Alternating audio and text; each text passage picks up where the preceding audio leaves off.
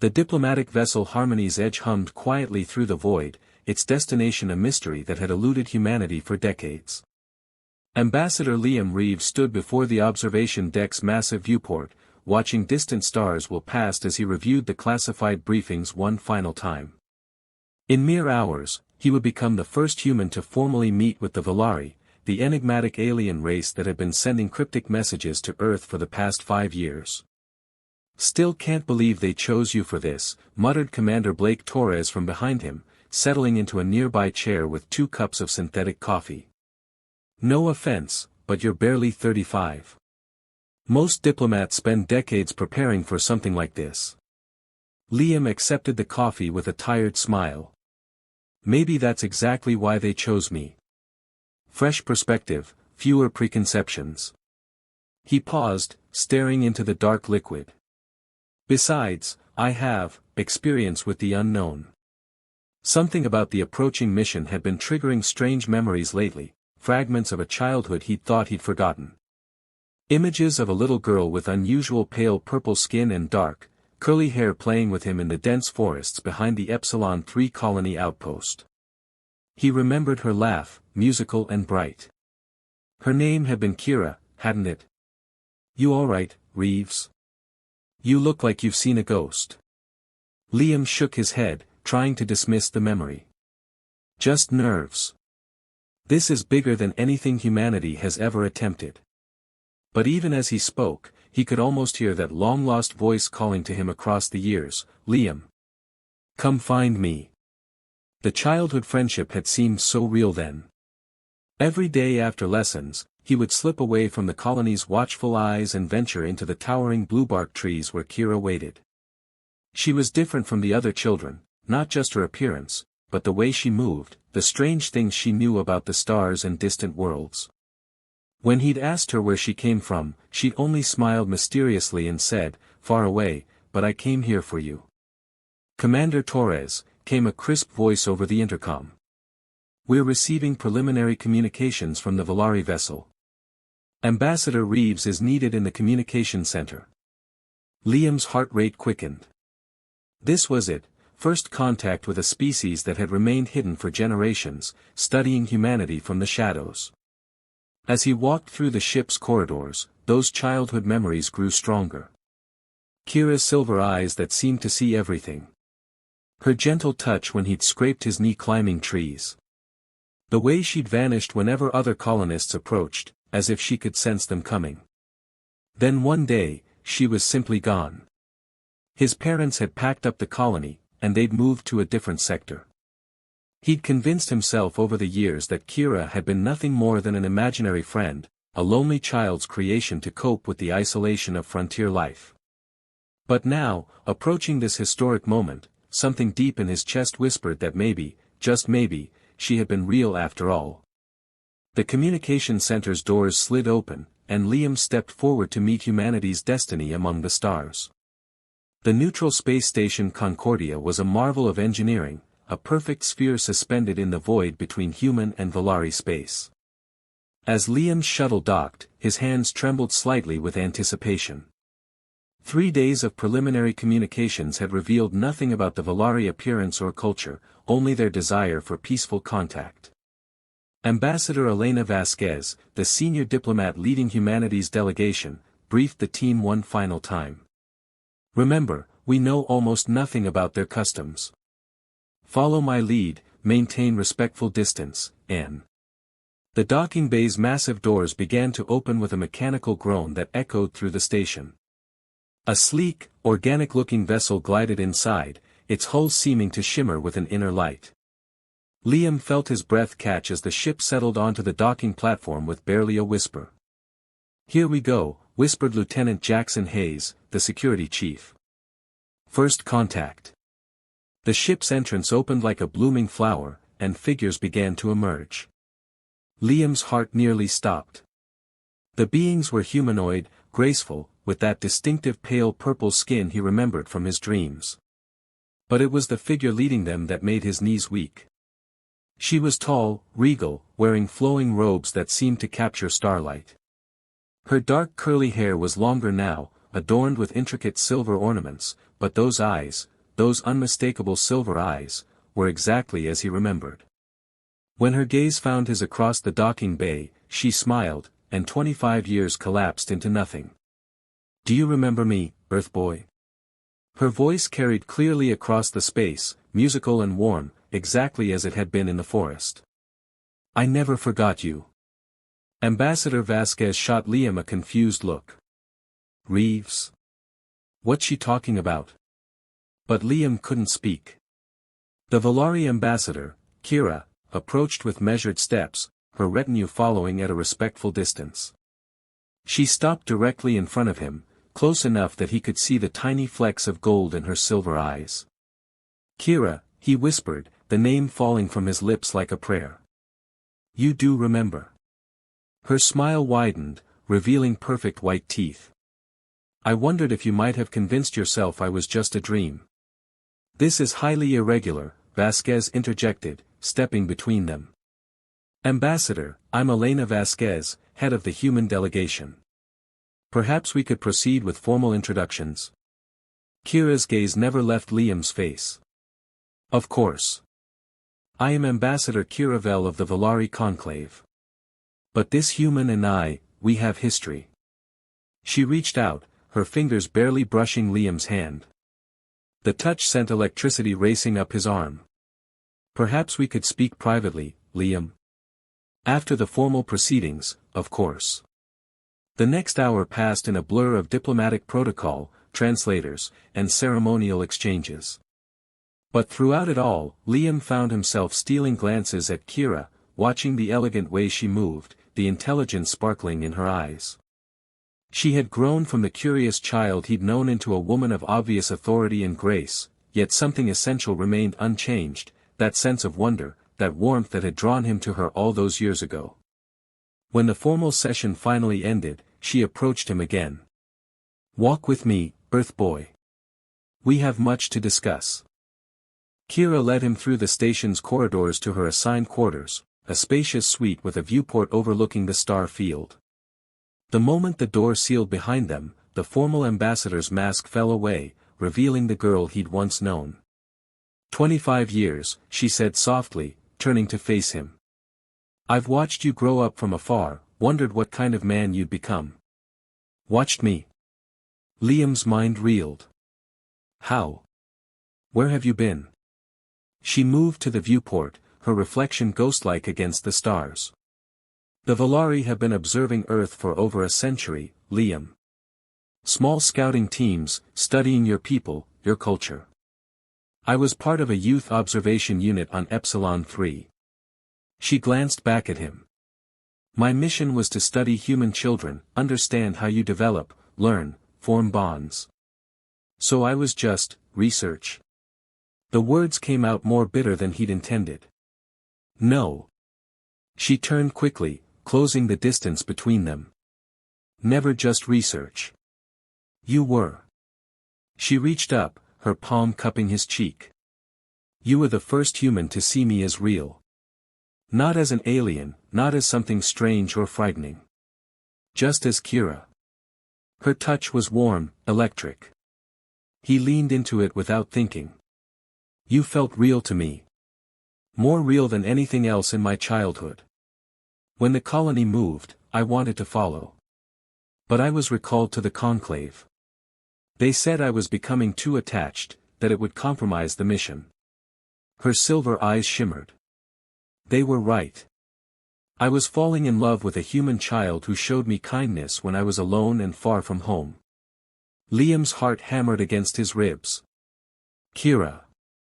I know this complicates everything," she whispered, her thumb tracing his jawline.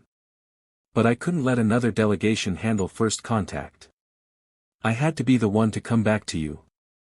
The space between them seemed to evaporate. Her exotic beauty was breathtaking up close, the subtle luminescence of her skin, the way her dark curls framed her face, the intelligence and warmth in those impossible silver eyes. "I thought about you every day," he admitted, his voice rough. "Even when I convinced myself you weren't real, part of me never stopped missing you." "Liam." Her voice was barely a breath. He cupped her face in his hands, marveling at how perfectly she fit against him. Is this insane? Completely, she smiled, rising up on her toes. Kiss me anyway.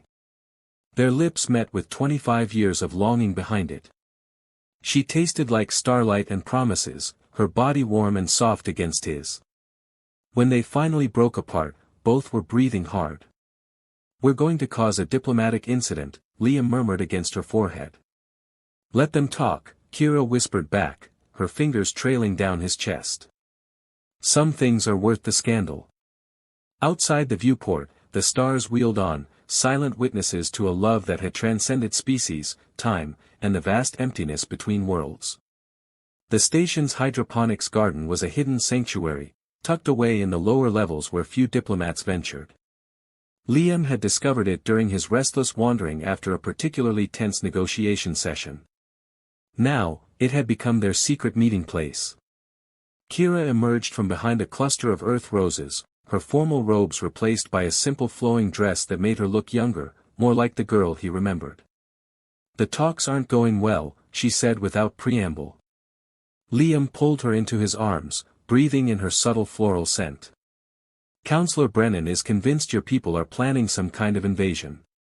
He's demanding access to Valari territory before any treaty is signed. And my own council grows impatient with human suspicion, Kira murmured against his chest. They question whether your species is ready for contact.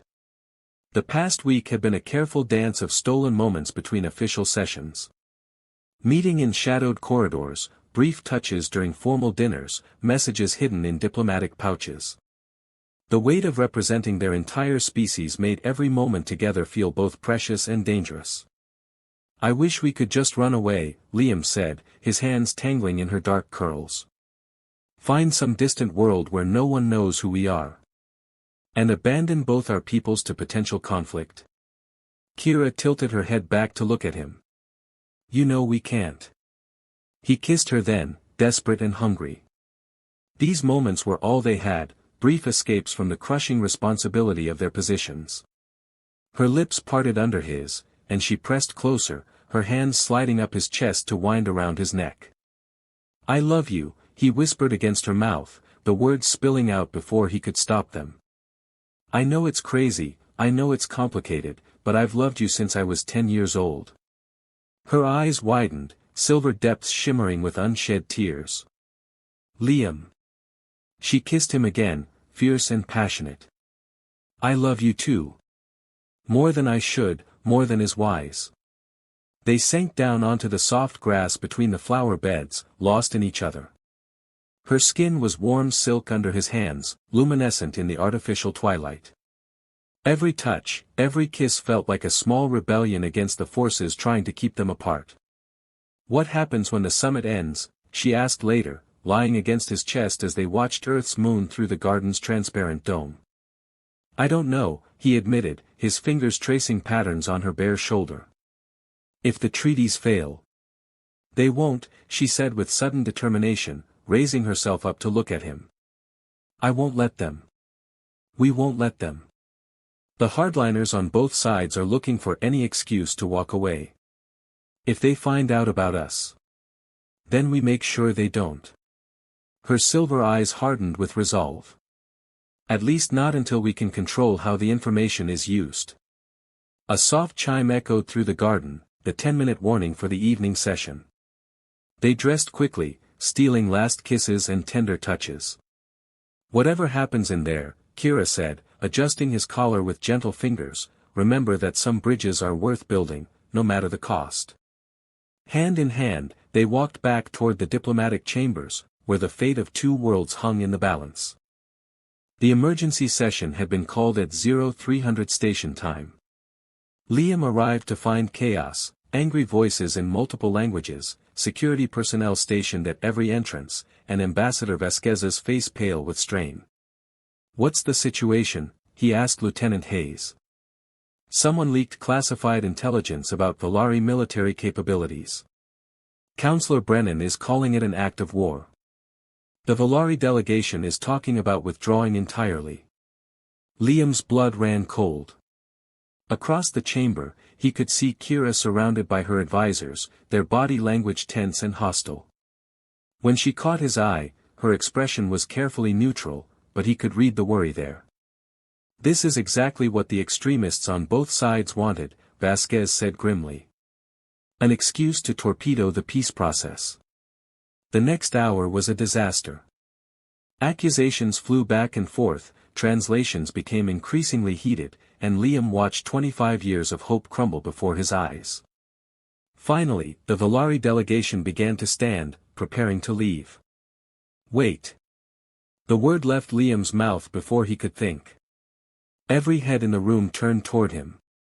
"Please, just, wait." "Reeves," Vasquez hissed, "what are you doing?" But Liam was already walking toward the center of the chamber, his heart pounding. "There's something you all need to know. Something that might change how you see this entire situation." Kira's eyes widened as she realized what he was about to do. She gave an almost imperceptible shake of her head, but he pressed on. 25 years ago, I was a lonely child on a frontier colony. And I met someone who changed my life forever." He looked directly at Kira. "A Valari child who was part of an observation mission, studying our species. We became friends. More than friends." The chamber erupted in shocked murmurs. Counselor Brennan shot to his feet. "This is preposterous. You're saying you've been compromised by alien contact since childhood?"